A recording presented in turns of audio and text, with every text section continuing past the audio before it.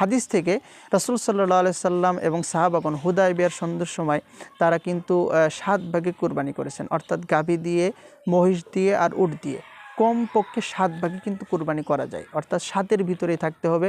একাও করতে পারেন, 2 জনে করতে পারেন, 3 জনে করতে পারেন, 4 জনে করতে পারেন, 5 জনে কুরবানি করতে পারেন, 6 জনে, 7 জনে কিন্তু কুরবানি করতে পারেন, আকিকাও করতে পারেন, কোনো সমস্যা কিন্তু নেই।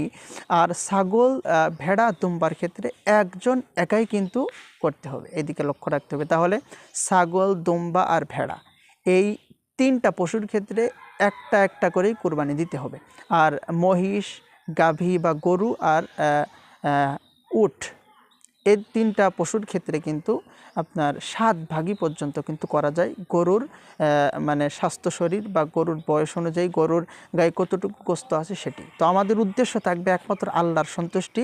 যেমন আল্লাহ তাআলা বলেছেন ফাসাল্লি লিরাব্বিকা ওয়ানহার, আপনার কোনো চিন্তা নাই। নবীকে বলেছেন আপনি নামাজ পড়েন এবং কুরবানি করেন। অন্য জায়গায় বলেছেন ইন্না সালাতি ওয়া নুসুকি ওয়া মাহইয়ায়া ওয়া মামাতি লিল্লাহি রাব্বিল আলামিন। হে নবী, আপনার নামাজ, আপনার রোজা, আপনার কুরবানি সমস্ত প্রকার ইবাদত হবে একমাত্র আল্লাহর জন্য। তো এই জন্য আমরা আসুন এই পশুর বয়সগুলো জেনে কোন পশুর বয়স কত হতে হবে, এমনকি তারা কয় ভাগে কুরবানি দিতে পারবেন আমরা জানলাম। তারা অবশ্যই ভিডিওটি বারবার দেখি, শেয়ার করি, সকলকে জানার সুযোগ করে দিই, সকলে টাইম লাইনে শেয়ার করে রাখি। সকলে ভালো থাকবেন, সুস্থ থাকবেন।